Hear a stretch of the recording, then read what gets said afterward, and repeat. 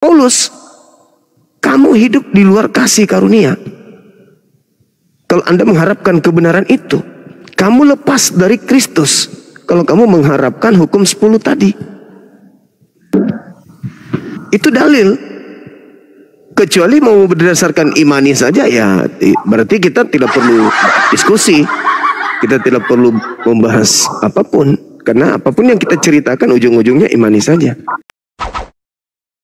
Salam satu Tuhan.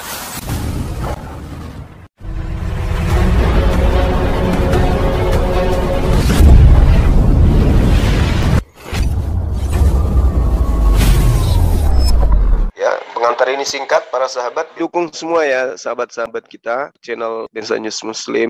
Di like, di subscribe, di share sebanyak mungkin untuk supaya mencegah sahabat-sahabat kita di luar sana Tidak terpengaruh terhadap pemurtadan. Semoga Allah memberikan selalu sikap istiqamah. Salam satu Tuhan, Allahu Akbar. Kemudian ada nubuatnya nanti dalam perjanjian lama itu akan lahir seorang dan juru selamat, namanya Yesus Kristus. Iya, tapi maksudnya gini loh Bu. Kalau nubuatan itu untuk Yesus Kristus kan untuk orang Yahudi. Yesus Kristus kan orang Yahudi. Yang saya tanya ini apa hubungannya dengan orang Kristen? Itu loh. Dari Yahudi, maka iman orang Kristen. Yesus itu orang Yahudi, bukan orang Kristen. Yesus itu. Yang saya tanya orang Kristen, bukan Yesus. Yesus Yahudi, betul. Ya, beragama Kristen sekarang, jadi banyak pengikut kami. Yesus bukan orang Kristen, Yesus orang Yahudi. Siapa bilang?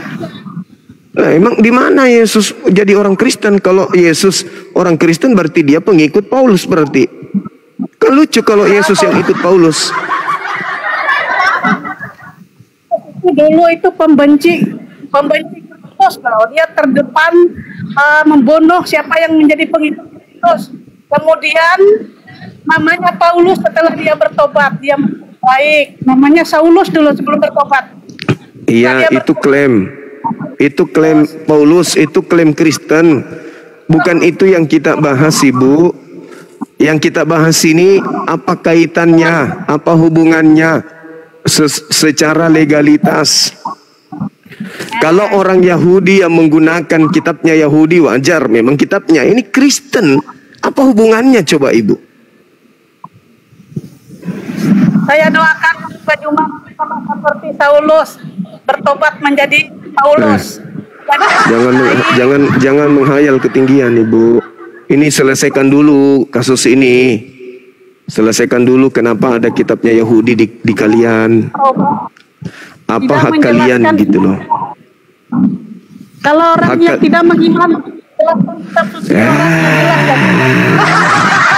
itu sama seperti orang curi sepeda, habis itu dia yakini sepedanya orang punya dia.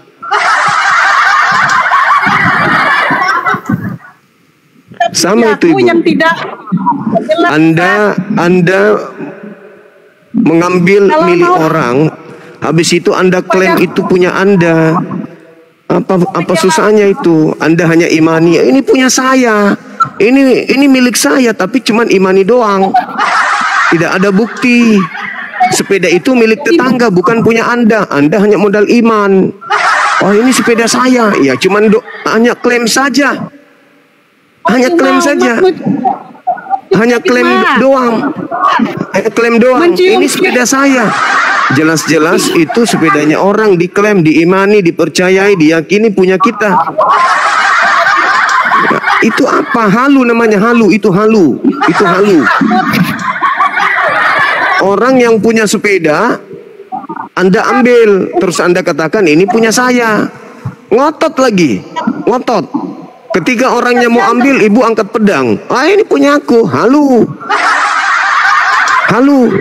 Kecuali Anda punya bukti. Anda yang ke toko, ada kwitansinya, itu atas nama Anda. Atau yang punya sepeda telah memberikan ke Anda. Nah, ini milik Ibu. Saya sudah serahkan sepeda ini. saya wariskan sepeda ini untukmu. Karena memang orang tua saya berpesan, nanti sepeda ini kalau kau sudah pakai, berikan kepada tetangga yang bernama Tete. Tete Daya. Tapi mana validasi itu, mana buktinya? Nggak ada. Barang curian kok diimani milik sendiri, piye toh? Ibu hanya mengambil sepeda orang, habis itu Anda berpakaian ala-ala pembalap sepeda. Pakai helm, pakai kaos kaki, pakai sepatu, baju olahraga. Habis itu Anda stay di depan rumah ala-ala atlet sepeda. Padahal sepedanya orang yang dipakainya. Sosok cantik biar dianggap pembalap sepeda. Oh, ternyata sepedanya tetangga yang diambilnya. Dirubah pula tuh. Warna sepedanya dirubah, pelek sepeda diganti pakai pelek motor. Gimana dong? Dimodifikasi sepedanya orang biar dianggap punyanya. Padahal punya tetangga diambilnya. Gimana ini? Jelaskan Bu, jelaskan. Kalau ibu punya keyakinan itu betul, tentu ada kesinambungan antara pemilik kitab dengan agama ibu. Ada nggak Kristen yang bisa menjelaskan? Nggak ada, nggak ada. Seibarat orang yang mencuri milik orang, pencuri itu tidak akan pernah bisa ngomong dan tidak akan pernah bisa membuktikan kalau itu adalah milik dia. Setiap dia ngomong pasti bohong. Setiap dia memberikan alasan pasti dusta. Setiap dia menguraikan pasti menyesatkan. Mungkin mana? Milik orang. Punya orang diklaim, iya pencuri lah itu namanya. Itu namanya palukat. Porno, perempuan, selangkangan semua. Itu saya lihat, nggak ada yang bagus. Cuman itu yang kamu bisa, di agamamu itu maksiat apa yang tidak dilegalkan? Maksiat apa yang tidak dilegalkan di agamamu? Maksiat apa yang tidak dilegalkan? Semuanya boleh. Ada nggak yang haram di agamamu? Nggak ada. Berarti semua boleh. Jadi jangan sok cantik. Jangan sok cantik. Negara yang berpendudukan mayoritas Kristen, dari sanalah sumbernya penyakit kelamin. Jangan sok cantik ente, jangan. Ini membahas bukan menghina, bukan menghujat. Kita ingin mendengarkan klarifikasi akurat pembuktian penggunaan kitabnya Yahudi oleh agama Kristen. Mana? Kok bahas selangkangan? Tuhannya dari sana kok bahas selangkangan? Selangkangan dikasih lem Alteco, mampus Tuhanmu nggak lahir. Bahas-bahas selangkangan. Ibu-ibu pula bahas selangkangan. Harusnya kalau ibu punya selangkangan itu pada saat cermin sadar, oh dari sini rupanya Tuhanku keluar. Ini bahas-bahas alat vital lagi. Jangan emosi ibu, diskusinya kita yang baik-baik. Malu dilihat sama anak-anak, kok orang tua kok bahas selangkangan. Kalau selangkangan ular yang dibahas masih mending. Ini selangkangan wanita yang dibahasnya. Ini ada Bang Andre. Selamat siang Bang Andre. Ya Bang, selamat siang. Muslim apa Kristen Bang? Gimana Bang? Abang Muslim apa Kristen? Saya Kristen Bang. Oh Kristen. Pendeta atau penggembala Bang? Saya jemaat biasa aja. Oh jemaat biasa. Ini biar menarik ya Bang ya, biar menarik. Kita sambil nunggu Gurunda Juma ya. Gurunda lagi ibadah, lagi sholat asar mungkin ya di sana ya, udah masuk ke sholat asar. Tapi Abang stay aja di sini, kita ngobrol santai aja. Dari daerah mana Bang? Dari Kalimantan Tengah. Oh, gereja apa kalau boleh tahu? Gereja Kalimantan Evangelis.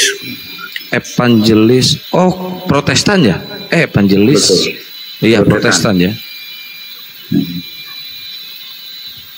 Ya, ini Bang, temanya ini apa kaitannya perjanjian lama dengan kekristenan? Itu Bang. Temanya ini yang diusung oleh Bang Juma ini. Mungkin siapa tahu Abang nanti bisa menjelaskan nih, terus dipersiapkan dengan data-data yang komplit. Bang, ini Abang udah banyak Bang pengikutnya. Kalau boleh biar enak kan Bang Juma juga open camp. Abang bisa nggak open camp biar enak diskusinya Bang? Ini lagi di tempat kerja Bang, jadi kurang rasanya. Oh gitu, nggak apa-apa Bang, pakai masker kayak atau gimana kayak, yang penting open camp Bang. Mungkin lain kali nanti bisa. Cuman saya tadi itu agak tertarik. Ini minta maaf ini Bang, saya kebetulan dulu waktu kecil sampai dengan umur saya sekitar 32 tahun lah, saya juga beragama Islam karena dari orang tua saya dulu. Nah ini kan baru ini aja karena saya nikah di tahun 2011 itu kebetulan calon istri saya orang Kristen. Dan saya ya ada panggilan juga untuk masuk Kristen, ceritanya begitu Pak. Oh jadi Abang murtadnya itu, pindah agamanya itu gara-gara nikah berarti ya Bang ya? Sebelum nikah sebenarnya saya itu. Ya berarti masih pacaran Bang, masih pacaran Abang udah keluar dari Islam gitu ya? Karena sebelum untuk pacaran nikah. masih belum kenal kok, masih oh gitu. ikut-ikutan dan kebetulan sekitar 2-3 bulan lah kenal dengan orang Kalimantan asli, tambah semakin jadilah istilahnya gitu. Iya. Kalau boleh tahu murtadnya karena apa Bang? Saya kurang tahu, kalau saya yakini itu awalnya itu karena saya seorang sopir, jadi disuruh ngantar bos saya ke gereja kebetulan, terus saya masuk ikut gereja, ikut nyanyi. Lama-lama kenal lah sama cewek itu, calon istri saya itu, jadi kebetulan ya langsung nikah gitu. Oh berarti ya itu dia kan gara-gara nikah kali ya? Betul. Iya. Tadi Abang bilang bukan gara-gara, tapi nggak apa-apa, itu hak Abang ya.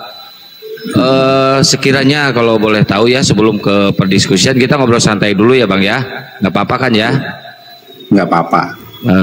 Sekarang Abang di gereja itu gimana Bang? Ibadahnya nyaman atau gimana Bang? Kan beda nih ibadah di Islam sama di Kristen nih. Kalau di Islam kan harus sholat 5 waktu, puasa gitu kan ibadahnya. Nah kalau di Kristen gimana Bang? Kalau di kami terutama Protestan di GKE itu ibadah seperti biasa hari Minggu. Terus ada juga ibadah-ibadah kategorial untuk perkumpulan bapak-bapak, pemuda remaja, semua diizinkan. Jadi di dalam 1 minggu itu kegiatan selalu ada. Harus di gereja ya Bang ya? Tidak hanya di gereja, sesuai permintaan. Kalau kita diminta di rumah ada kebaktian khusus. Enggak, ini mah kalau hari Minggu emang harus di gereja ya Bang?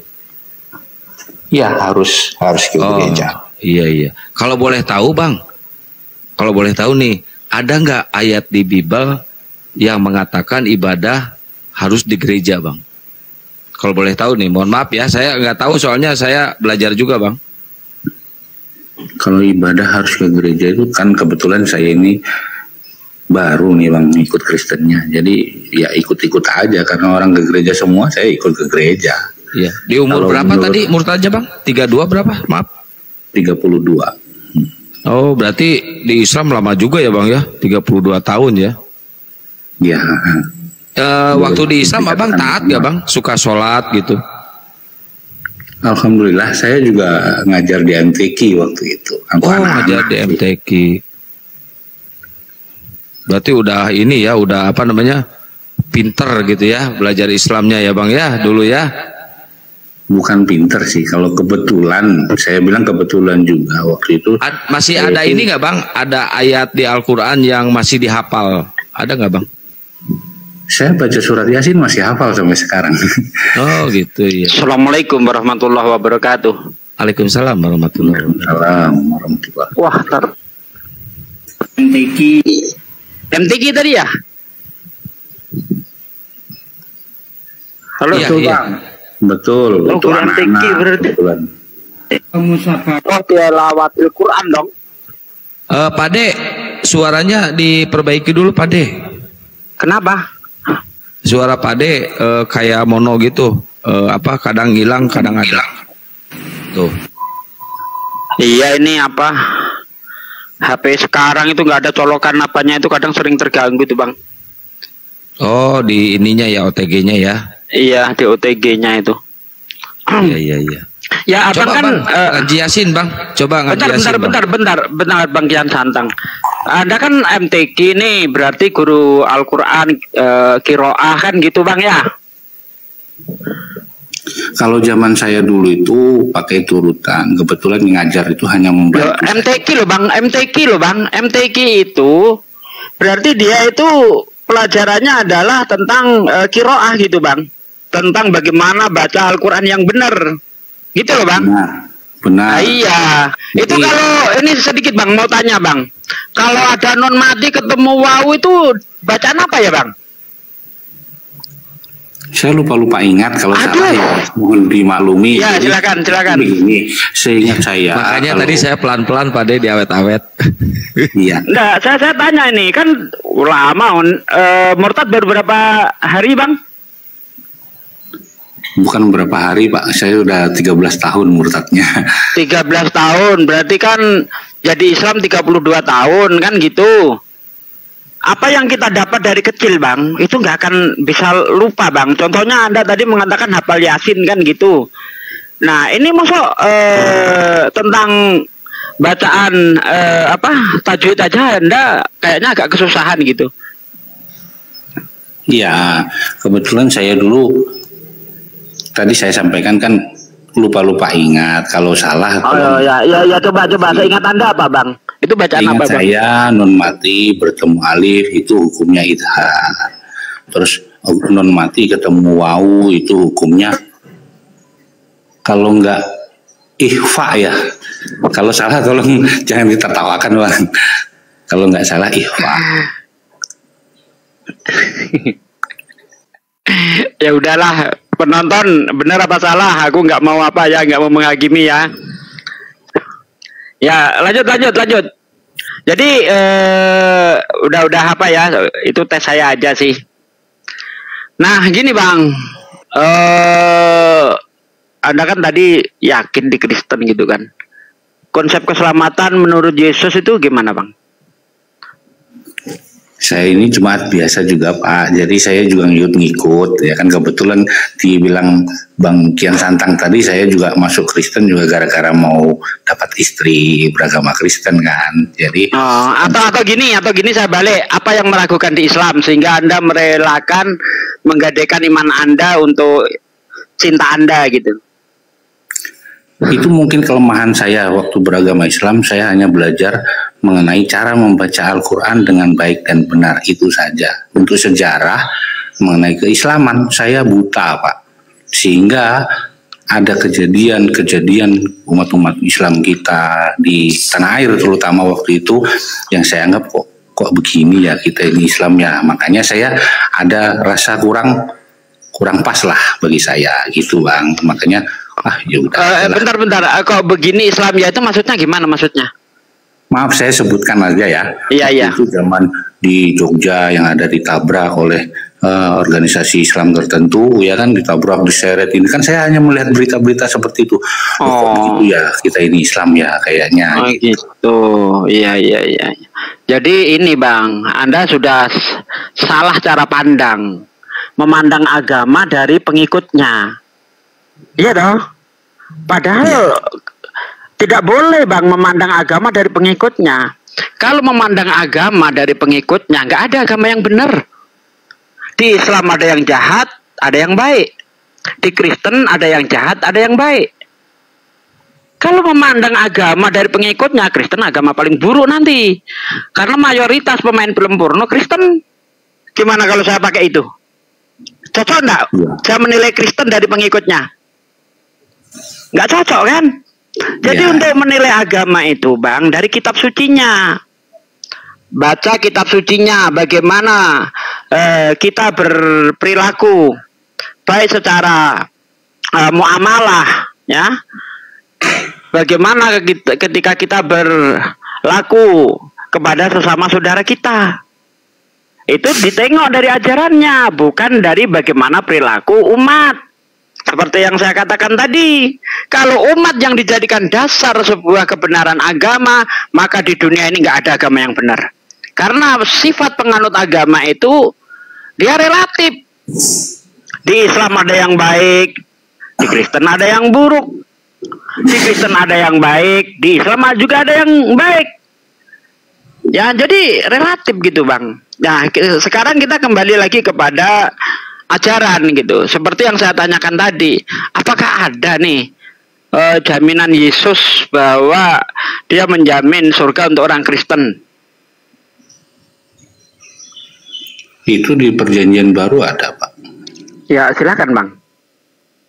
Menurut Anda nih, menurut Anda masuk surga itu percaya Yesus Tuhan atau utusan? Saya tidak hafal ayatnya apa segala macam, cuma saya ada yang membuat saya yakin itu karena di dalam Alkitab itu ditulis Tuhan Yesus itu tidak ada jalan lain selain aku untuk itu di dalam Yohanes 14 ayat 6, Bang. Betul. Nah, akulah jalan kebenaran dan hidup. Orang tidak akan sampai kepada Bapa kalau tidak melalui aku. Pak. Karena saya kan saya menguasai Bible loh, Bang. Saya ini hafalan Bible saya ini belum ada pendeta yang bisa melebihi saya, Bang. Tapi kok anehnya saya nggak bisa jadi Kristen gitu. Jadi gini, Bang. Setiap nabi itu jalan, Bang. Setiap nabi adalah jalan kebenaran. Ya, orang tidak akan sampai kepada Tuhan kalau tidak melalui nabi tersebut. Tetapi apakah harus mengatakan hal yang sama untuk mengungkapkan yang sama? Tidak, Bang. Bisa dengan cara yang lain. Contohnya zamannya Nuh. Orang tidak akan sampai kepada Tuhan kalau tidak naik bahtera Nuh, Bang. Karena siapapun yang tertinggal, yang hanyut di air itu, mereka mati dalam keadaan kafir. Zamannya Nuh ya. Karena hanya orang-orang yang beriman saja yang bisa naik ke kapalnya Nuh. Setuju ya? Betul, Bang. Nah, zamannya Musa, orang kalau tidak ikut Musa nggak akan sampai kepada Tuhan. Bahkan Yesus sendiri, Bang. Ya, bahkan Yesus sendiri kalau dia tidak mengikut Musa, dia masuk neraka. Sebagaimana yang Yesus katakan di dalam Matius 5 ayat 17 sampai ayat 20. Perhatikan. Jangan kamu sangka aku datang ke dunia untuk melenyapkan hukum Taurat dan kitab para nabi. Aku datang untuk menggenapinya. Hukum Taurat tidak akan dilenyapkan hingga langit dan bumi lenyap. Satu iota, satu titik pun hukum Taurat tidak akan dilenyapkan hingga semuanya terjadi. Barang siapa menghilangkan satu titik saja, satu titik dari hukum Taurat, maka dia ada kemudian mengajarkan kepada orang lain, dia akan menduduki kerajaan terendah dari dalam kerajaan surga. Barang siapa mengajarkan hukum Taurat kemudian mengajarkan kepada orang lain, dia akan menduduki kerajaan tertinggi dari dalam kerajaan surga. Apabila kehidupan keagamaanmu tidak lebih benar daripada kehidupan keagamaan orang Farisi dan ahli Taurat, kamu tidak akan menduduki kerajaan surga. Simak kalau nggak percaya. Jadi menurut Yesus, menghilangkan satu titik saja dari hukum Taurat, dia nggak masuk surga. Termasuk Yesus, kalau dia berani menghilangkan satu titik saja, dia nggak bisa masuk surga. Itu zamannya Musa. Zamannya Yesus, demikian juga. Orang tidak akan sampai kepada Bapa kalau tidak melalui Yesus. Saya sangat setuju. Ya, saya sangat setuju. Kenapa begitu? Karena Yesus adalah pembawa kebenaran. Ya. Nah, zamannya Nabi Muhammad, dia adalah jalan kepada Tuhan. Cuma bedanya Yesus itu nabi lokal, Nabi Muhammad nabi universal.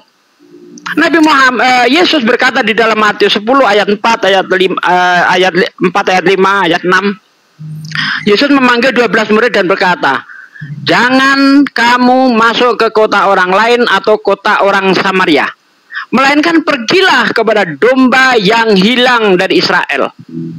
Ya, nggak ada Yesus untuk seluruh bangsa, saya nggak ketemu ayat. Itu pernyataan Yesus sendiri. Jadi Yesus jalan kebenaran dan hidup itu untuk bangsa Israel. Seperti yang dikatakan Bang Juma tadi.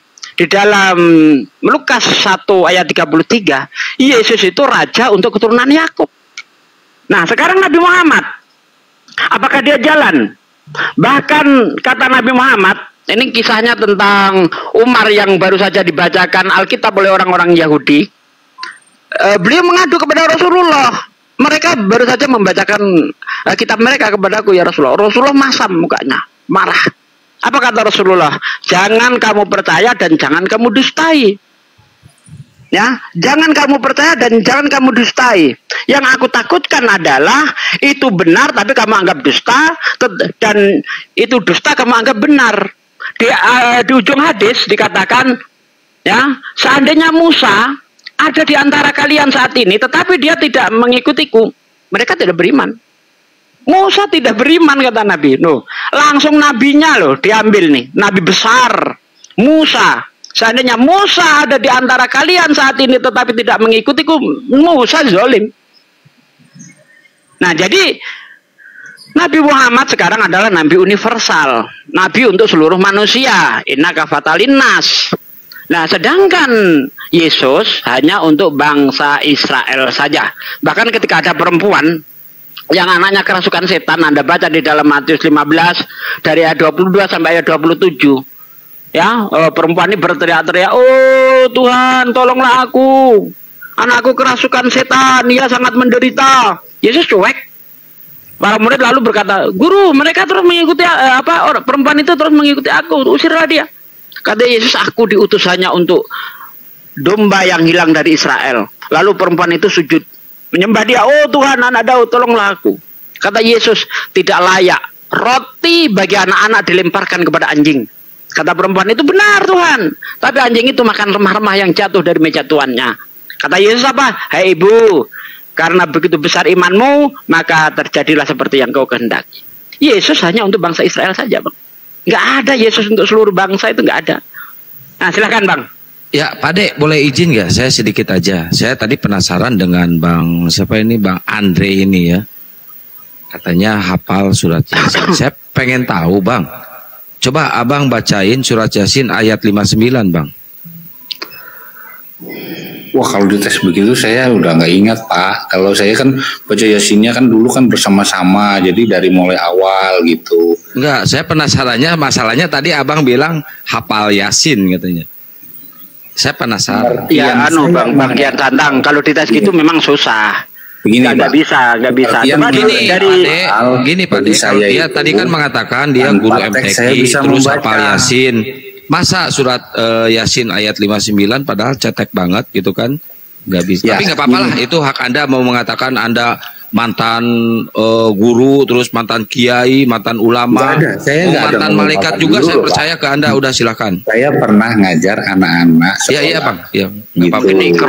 Mungkin ngajar ikro gitu loh Bang. Iya betul. Saya hanya mengajar ikro. Kalau zaman dulu itu turutan zaman dulu. Tadi bilangnya kan MTQ, Pak kan dengar sendiri. Iya, maksud dia ikro gitu. Kalau MTQ nanti dites tentang baca-bacaan Quran mumet nanti. Ya udah itu aja. Tadi gimana Abang mau baca Yasin dari awal atau gimana? Bukan Pak, saya tadi tuh mau menanggapi yang ini, tema kita ini, apa kaitannya perjanjian lama dengan Kristen kan gitu tadi. Ya baik, mungkin Gurunda udah standby Gurunda.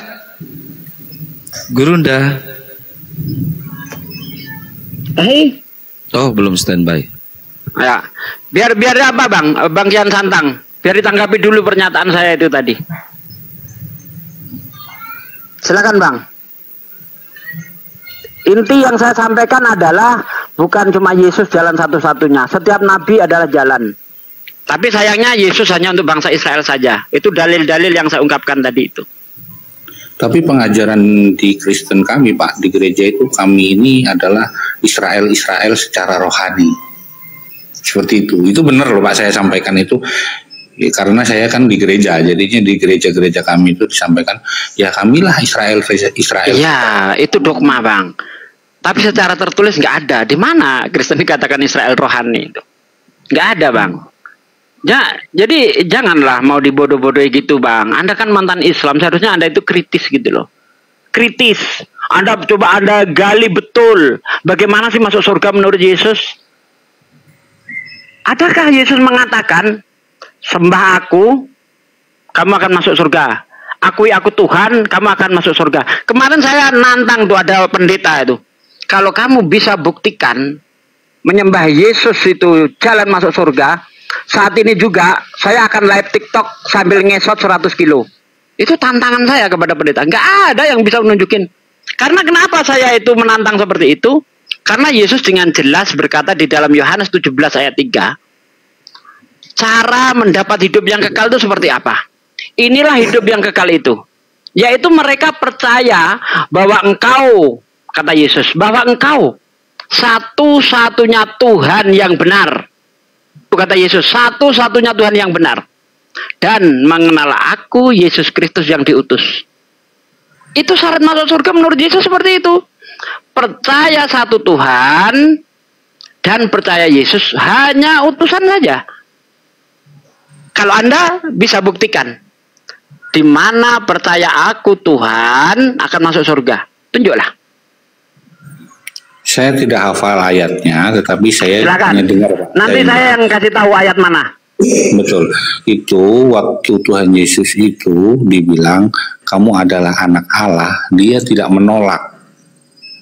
Tidak menolak. Bahkan Yesus membuat pernyataan bahwasanya itu bukan kamu Petrus yang ngomong, itu dari Roh Kudus. Itu ceritanya. Saya nggak pakai akal Pak masuk Kristen. Oke Bang. Ya itu di dalam Matius 16 ayat 15 itu. Ya, jadi kalau seandainya Yesus bukan Tuhan, dia menolak. Jangan, kamu nggak boleh begitu. Anda salah, Bang. Anda Assalamualaikum guruku tercinta. Masya Allah. Jadi sebentar ya, Akhi ya. Jadi gini, Bang. Mengenai anak Allah, Bang. Kalau Anda timbang di dalam kitab Anda itu bertonton itu beratnya, Bang. Bukan cuma Yesus. Banyak sekali ada mana Allah. Bahkan kalau Anda lihat di dalam Kejadian 6 ayat 3, itu anak-anak Allah nikah sama anak perempuan manusia.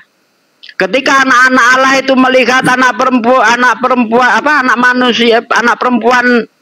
gimana sih, anak-anak manusia itu cantik-cantik, ya kan? Anak-anak Allah itu mengambil mereka jadi istrinya. Itu di Kejadian 6 tuh ayat 3. Akhi, dilanjut Akhi. Monggo, tafadhol.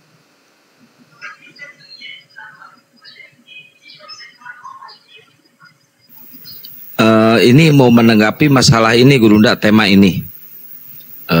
Apa kaitannya perjanjian lama dengan Kristen? Tapi dia ini katanya seorang murtadin yang murtad gara-gara nikah. Itu Gurunda. Oh iya, Akhi lanjut dulu. Guru kita gimana? Saya udah, Akhi aja yang lanjut, Akhi aja udah aman tuh. Masya Allah, ini tawadu. Dia mau lihat muridnya berperang lagi nih kayaknya. Minum kopi Akhi. Kebetulan ada netizen yang datang, kasih kopi. Yuk. Masya Allah, lanjut. Iya, saudara ini, tolong Anda jelaskan ke kami nih. Kami akan ikut seperti Anda menyembah Kristus, makhluk padang gurun yang datang kepada Paulus di tahun 50-an.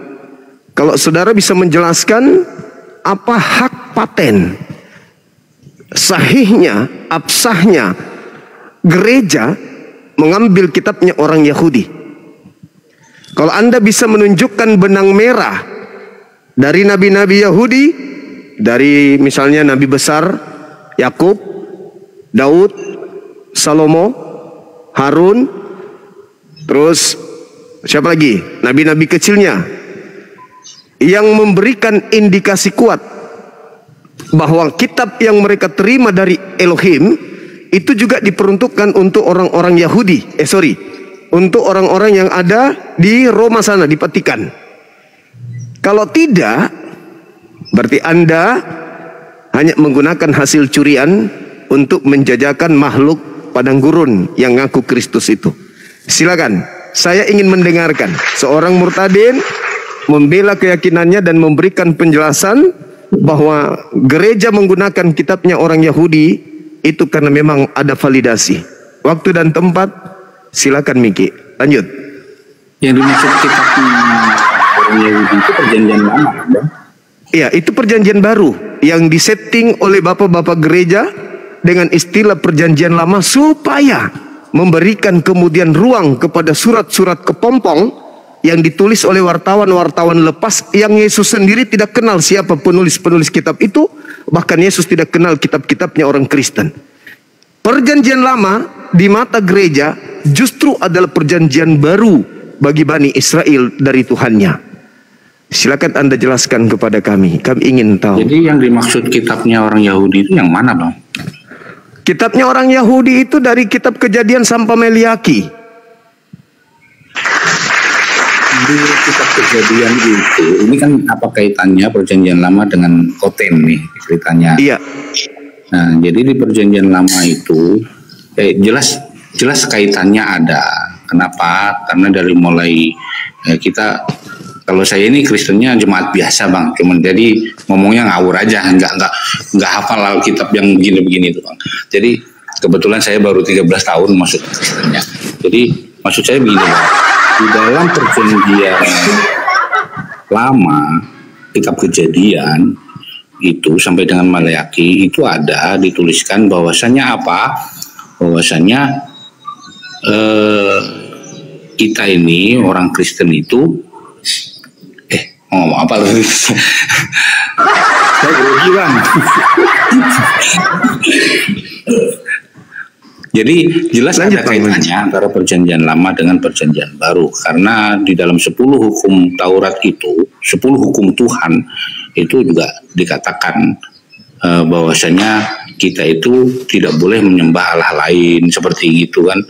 Terus kita juga kita orang Kristen yang perjanjian baru juga percaya dengan itu, kita tidak menyembah Allah lain. Iya, saudara, yang saya tanya hubungannya bukan klaim kita orang Kristen juga tidak menyembah ilah lain, tetapi menyembah anak orang, menyembah makhluk padang gurun yang ngaku-ngaku Kristus bertemu dengan Paulus. Tuhannya orang Yahudi bukan anak Maria, Tuhan Anda anak Maria, konon, padahal bukan anak Maria itu. Yang Anda sembah bernama Kristus itu bukan anak Maria, itu makhluk padang gurun yang datang kepada Paulus membawa-bawa nama Yesus biar dianggap sebagai Mesias. Yang kita ingin tahu nih, kan agama saudara di dalam Matius 28:19, pergilah, jadikanlah seluruh bangsa menjadi pengikutku. Nah, termasuk kami orang Islam itu sebagai sasaran empuk untuk dijadikan sebagai pengikut Kristus padang gurun. Tapi kami sebelum menjadi pengikut kayak Anda, kami ingin klarifikasi dulu. Apa haknya Kristen menggunakan kitabnya orang Yahudi? Ternyata Anda sebagai orang yang sudah Kristen 13 tahun, waktu yang begitu lama, tidak ada data yang bisa Anda berikan. Anda sudah meninggalkan keyakinan lama Anda demi untuk masuk ke dalam sebuah keyakinan yang tidak ada dasar pijakannya. Kalau kami di Islam, kenapa kami menggunakan Al-Quran? Karena Al-Quran itu diwahyukan untuk seluruh umat manusia. Al-Quran surah An-Nahl ayat 44, Asy-Syura ayat 52. Al-Quran diturunkan kepada Nabi Muhammad untuk disampaikan ke seluruh manusia sampai hari kiamat. Itu legalitas standingnya. Nah, sedangkan kitabnya Musa, Ulangan 33 nomor 4 itu hanya milik kepunyaan Musa dan keturunan Yakub. Kemudian diterangkan dalam Yesaya, Yeremia 31 nomor 31 sampai 33. Tuhan memberikan perjanjian baru kepada Bani Israel dan Bani Yehuda berupa Taurat. Mazmur 147 data 19 sampai data 20, hukum-hukum Tuhan yang datang kepada Yakub, aturan-aturan Tuhan yang datang kepada Israel tidak diberikan kepada bangsa lain. Lalu apa hubungannya dengan Roma? Karena Kristen pertama itu adalah bangsa Romawi. Kristen pertama nih adalah bangsa Romawi. Pertanyaan saya, apa hubungannya kitabnya Yahudi, nabi-nabi Yahudi dengan agama Romawi, orang Romawi Katolik penyembah dewa-dewa ini? Silakan Anda jawab. Bang, di perjanjian lama itu, Abang bilang tadi kan kitab Kejadian sampai Maleaki. Jadi nabi-nabi di situ itu sudah menubuatkan mengenai kedatangan Mesias, yaitu Tuhan Yesus itu, yang kami yakini sebagai Tuhan Yesus ya. Karena di situ ditulis semuanya itu sudah digenapi dengan kedatangannya Tuhan Yesus. Itu kalau saya sih masuk Kristen itu, saya berpola pikir saya itu, saya Kristen ini saya tidak pakai akal, Bang, karena kalau pakai akal jelas tidak masuk akal gitu.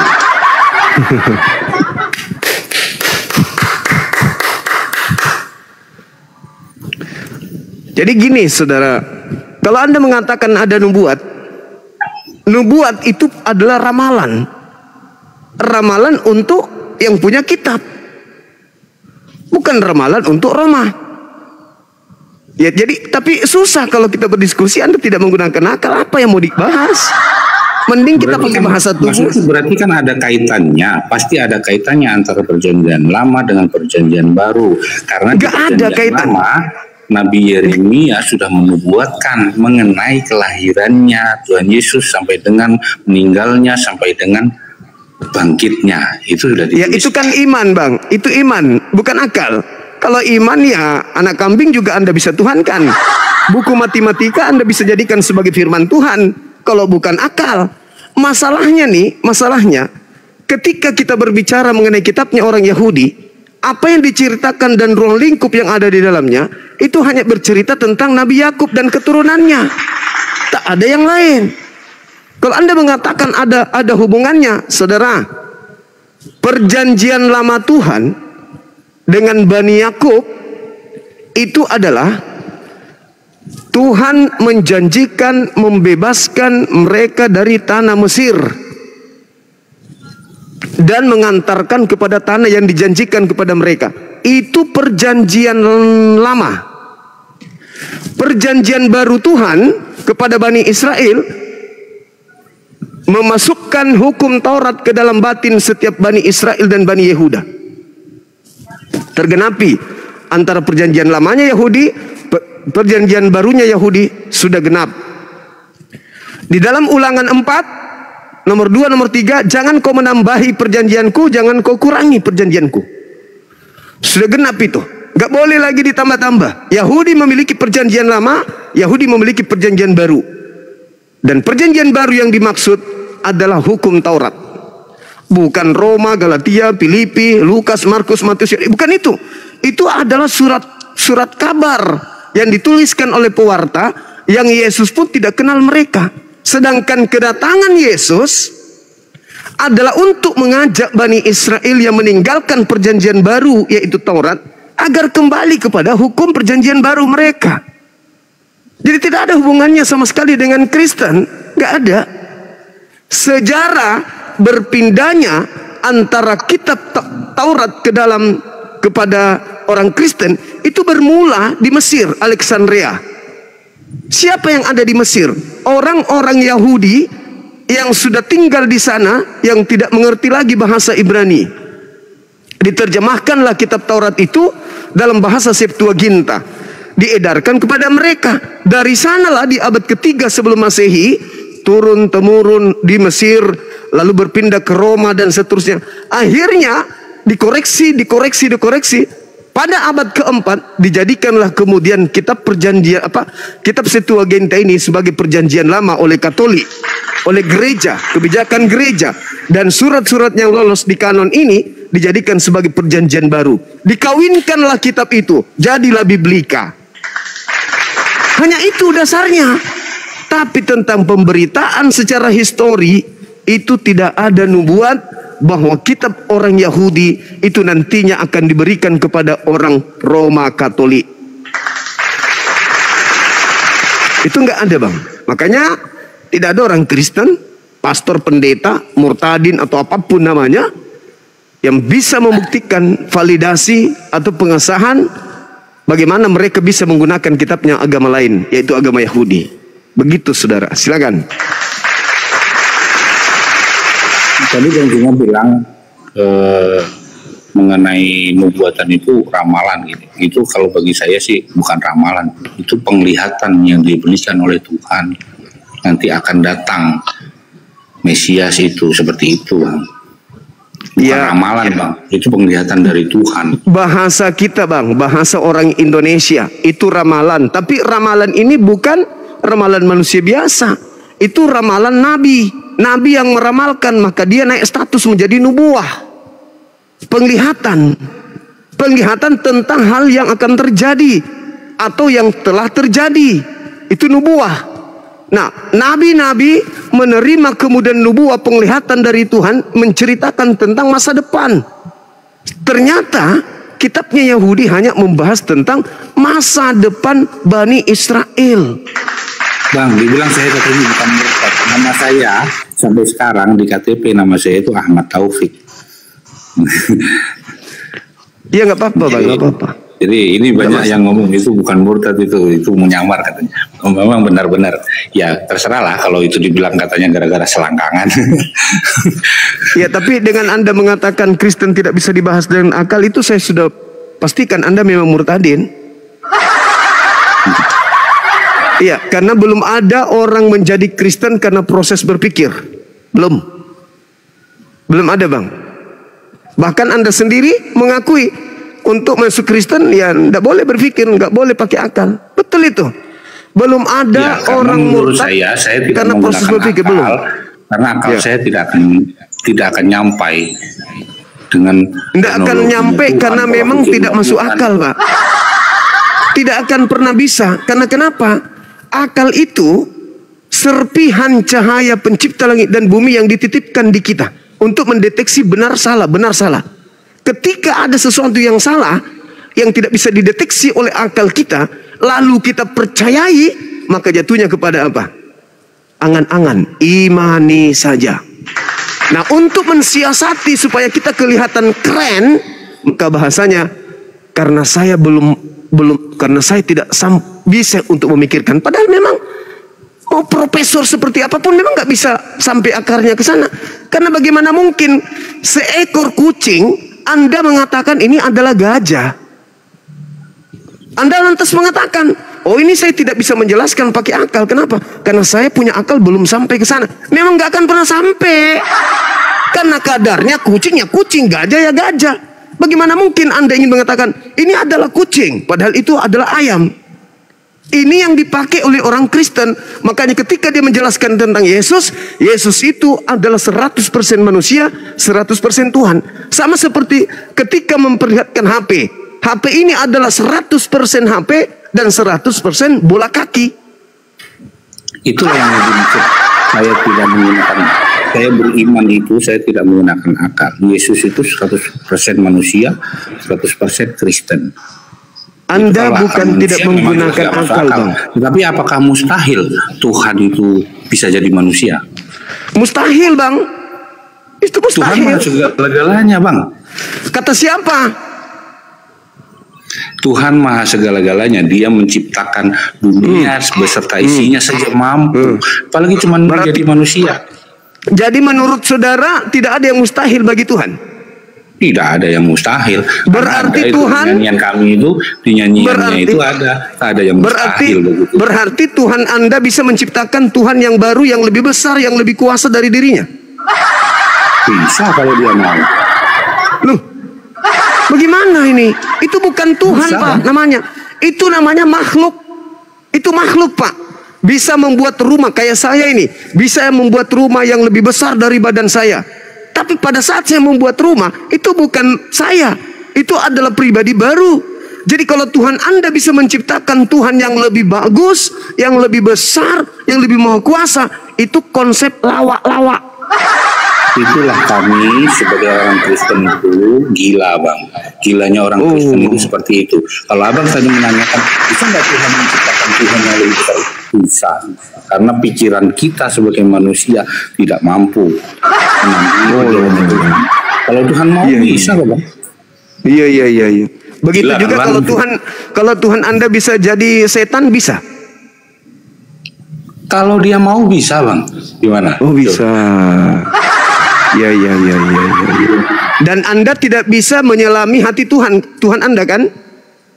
Tidak bisa, saya manusia kok, Bang. Berarti bisa jadi Tuhan Anda lah yang jadi setan selama ini mengganggu manusia. Betul? Bisa jadi kan bilang abang tadi. Bisa jadi. Bisa Bilang jadi. abang yang bilang bisa jadi itu, yang bilang bisa jadi itu abang. Lah kan Jadi Anda mengatakan bahwa Tuhan Anda itu bisa melakukan apa saja dan Anda tidak bisa menyelami Tuhan Anda. Contoh nih, ketika di dalam Matius 4 nomor 1. Berarti Tuhan Anda di situ berpura-pura bisa jadi menjadi setan yang mencoba Yesus, betul? tidak ada Tuhan mencobai Yesus. Setan mencobai Yesus. Coba Anda baca Matius 4. Coba Anda membaca. Saya nggak bawa Alkitab, bang, saya di tempat kerja, jadi. Kata Anda tadi, Tuhan Anda bisa menciptakan Tuhan, bisa membuat Tuhan. Nah, ketika Tuhan Anda membuat Tuhan yang mana? Yang dibuat atau yang membuatnya? Bang Juma, tadi Bang Juma kan menanyakan, berarti Tuhanmu bisa membuat Tuhan. Saya bilang bisa kalau dia mau. Iya, bisa katanya. Nah, sekarang mengatakan Tuhan saya bisa membuat Tuhan. Iya, Anda mengatakan Tuhan Anda bisa menciptakan Tuhan baru, betul? Bang Juma yang menanyakan tadi, bukan saya. Iya, dan Anda mengatakan iya bisa. Ya, betul. Kalau Tuhan mau bisa loh, Bang. Tapi kan bisa. tidak pernah terjadi. Bisa. Dari mana Anda tahu? Dari mana Anda tahu? Ya, buktinya tidak ada Tuhan lain selain Tuhan Allah. Anak Maria? Nah, ini beda Bang. Ini jalurnya berbeda. Kok beda? Enggak, ini kan saudara, apa kaitannya Tuhan Anda bisa membuat Tuhan berupa bayi, betul? Betul. Nah, Tuhan Anda bisa Tuhan Anda bisa membuat Tuhan berupa burung merpati, betul? Berupa roh, bukan burung merpati. Burung merpati. Berupa roh. Berupa burung merpati. Burung merpati. Ya, seperti burung merpati. Berarti yang nampak di situ burung merpati. Gak usah malu-malu, Bang, gak usah malu-malu. Roh Tuhan datang menampakkan seperti burung merpati. Ya udah, burung merpati. Jadi ketika saudara mengatakan Yesus adalah Tuhan 100% manusia, 100% Tuhan, berarti Roh Kudus adalah Tuhan 100% dan juga burung merpati 100%. Betul? Betul. Nah, gitu dong. Gitu. Jadi Kristen harus mengakui bahwa Tuhannya orang Kristen itu juga burung merpati, kan gitu. Nah, sekarang, iya, kalau Tuhan Anda menjadi manusia, berarti jauh lebih bisa kemudian Tuhan menciptakan Tuhan yang lebih besar dari dirinya, dan Anda iyakan? Ya. Nah, sekarang yang mana yang Tuhan? Yang Tuhan itu tetap Tuhan Allah. Tapi ada yang lebih besar. Lebih besar kan? Tapi ada yang lebih besar dari dirinya, yang Tuhan barusan Dia ciptakan. Yang mana, Bang? Lah tadi Anda mengatakan nggak usah. Tidak ada. Abang tidak ada yang mustahil.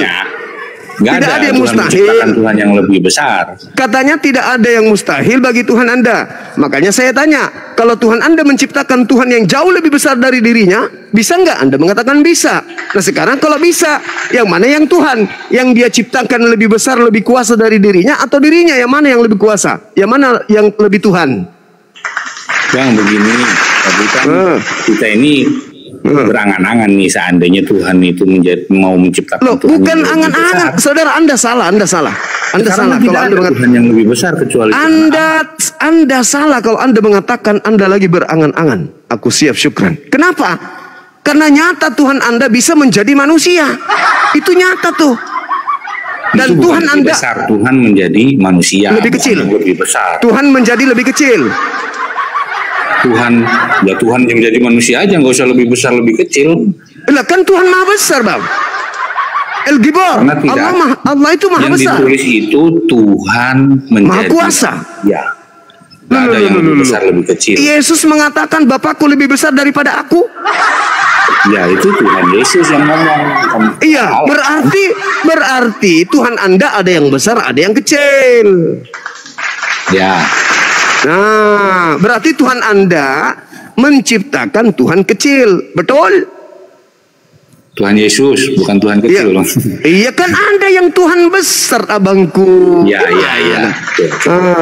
Berarti Yesus ini dia adalah Tuhan kecil, betul? Betul. Gitu dong. Terus Tuhan Anda membuat lagi Tuhan bungsu. Roh Kudus ya. Jadi ada Tuhan ada Tuhan senior, ada Tuhan junior, ada Tuhan bungsu. Betul? Jadi Kristen Tuhannya ada berapa, Bang?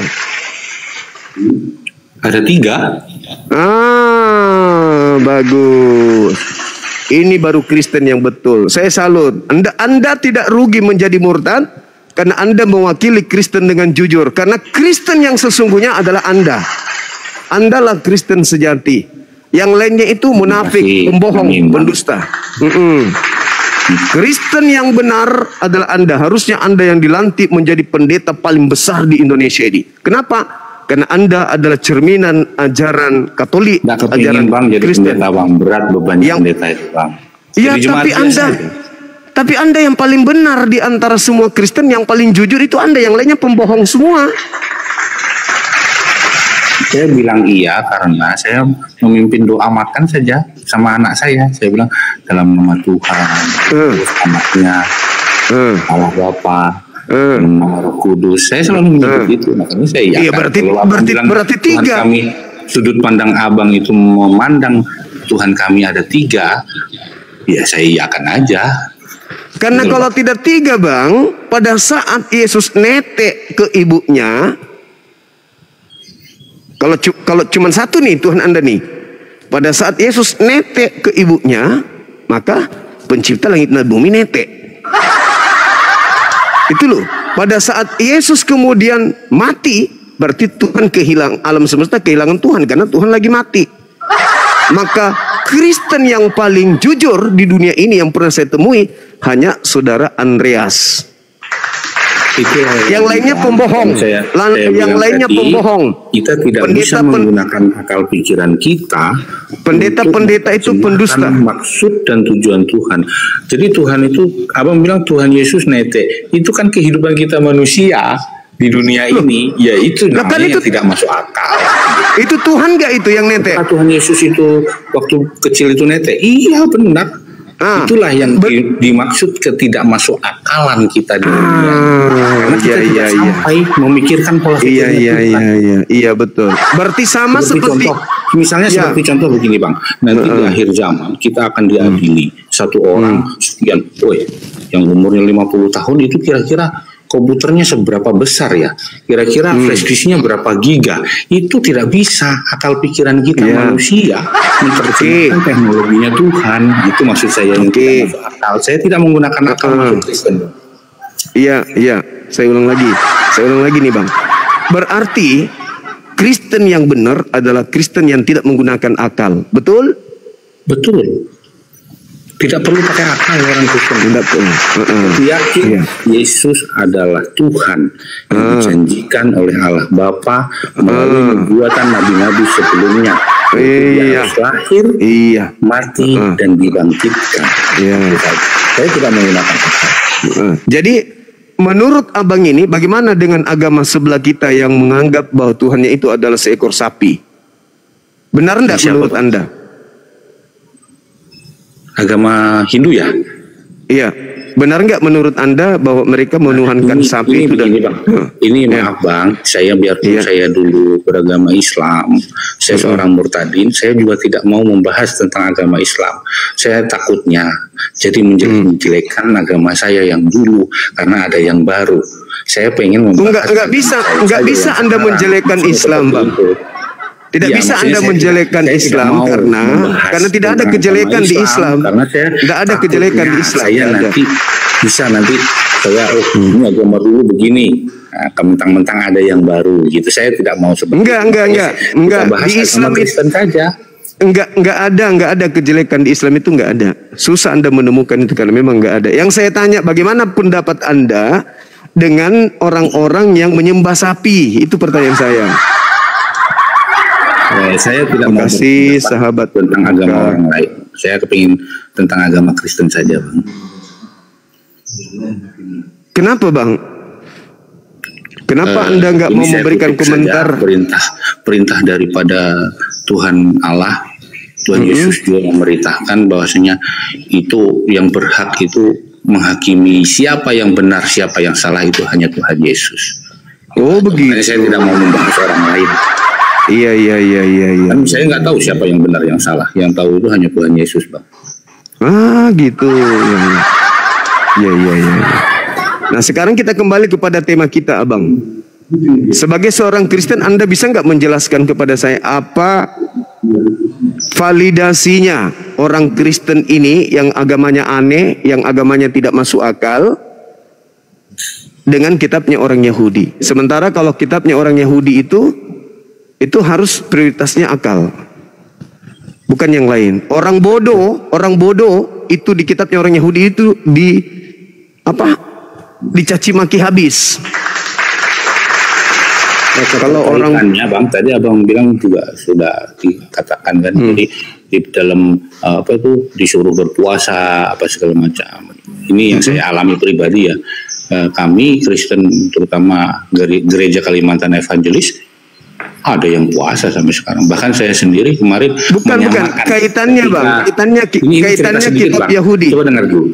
Jadi waktu bulan Ramadan kemarin bapak saya, kebetulan ibu saya udah meninggal, bapak saya berpuasa, dia telepon, gimana kamu puasa? Bapak saya sampai sekarang tidak terima bahwasanya saya ini seorang Islam. Hari Jumat seorang Kristen. Hari Jumat pun bapak saya, sudah sholat Jumat, sudah kayak gitu aja. Berarti Anda berbohong berarti. Berarti Anda berbohong. Boleh di Kristen berbohong sama bapak orang tua? Boleh? Tidak boleh sebenarnya, tetapi saya berdosa karena saya berbohong. Tapi dengan begitu bapak saya pun mungkin menjadi tenang di sana. Oh iya. Gitu loh.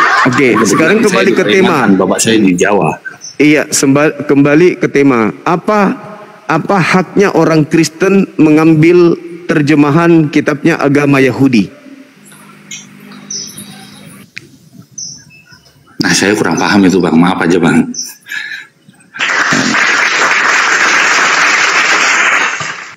Oke teman-teman host, barangkali sudah cukup. Saudara kita ini yang sudah saya terima kasih banyak Bang boleh bergabung. Jadi karena ini saya juga mau pulang kerja ini Bang, mau absen. Jadi saya makasih Saudara Andreas. Terima kasih banyak Bang. Siap. Katanya Bang Andreas ini mau menanggapi temanya di sini. Sebelum turun boleh saya ikut komentar sedikit? Silakan abangku. Iya, jadi gini Bang, memang benar kalau orang Anda itu mau menggunakan akal, baru baca kitab Kejadian aja, Anda sudah tidak akan menjadi Kristen. Kalau Anda mau menggunakan akal. Contoh nih, saya kasih contoh. Dalam kitab Kejadian 1 misalnya, di situ dikatakan pada mulanya Allah menciptakan langit dan bumi belum berbentuk dan kosong, kegelapan menutupi samudra raya, roh Allah melayang-layang di atas permukaan air. Berfirmanlah Allah, jadilah terang, maka terang itu jadi. Allah melihat terang itu baik, maka dipisahkan dari gelap, yang terang dinamakan siang, yang gelap dinamakan malam. Allah melihat semuanya itu baik, jadilah petang, jadilah pagi, itulah hari pertama. Hari pertama sudah ada terang, ada siang, ada malam. Tapi mataharinya diciptakan hari keempat. Kejadian 1 ayat 14 sampai 19. Berfirmanlah Allah, jadilah benda-benda penerang untuk memisahkan gelap dari terang, sebagai tanda waktu, bulan, dan masa-masa. Allah menciptakan dua benda yang sangat besar di cakrawala untuk menerangi bumi. Benda yang lebih besar menguasai siang, benda yang lebih kecil menguasai malam. Allah juga menciptakan bintang-bintang di cakrawala untuk menerangi bumi. Allah melihat semuanya itu baik, jadilah petang, jadilah pagi, itulah hari keempat. Kalau kita gunakan akal, nggak mungkin Anda jadi Kristen. Kenapa? Bagaimana mungkin ada terang di hari pertama, tapi mataharinya nongol di hari keempat? Terang hari pertama dari mana? Bukankah terjadinya siang dan malam itu terjadinya karena rotasi? Bumi berputar pada porosnya. Itulah yang menyebabkan pergantian siang dan malam. Bang, maaf saya langsung jawab Bang Bible ya. Jadi karena mau absen nih Bang, mau pulang kerja. Jadi gini. Jadi kami tadi saya bilang kami orang Kristen beriman tidak bisa menggunakan akal. Oke, berarti Anda bukan pengikut Yesus, Bang. Kejadian yang Abang bilang. Bentar, Bang. Bentar. Berarti Anda bukan pengikut. Kalau Bang. Tuhan mau semuanya bisa. Oke, berarti Anda bukan pengikut Yesus. Kalau Tuhan mau jadi setan juga bisa. Oke, berarti Anda tidak pengikut Yesus.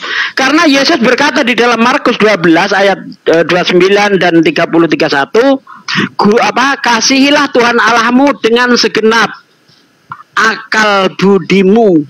Tuh, Yesus menyuruh menggunakan akal, tapi kamu nggak mau menggunakan akal. Berarti Anda bukan pengikut Yesus. Silakan absen kalau mau absen. Dalam hal mengasihi itu apa, Bang? Dan dengan segenap akal budimu. Itu dibaca harus panjang semuanya, jangan dibaca dipotong. Iya, mengasihi itu maksudnya membodohi orang. Itu aja.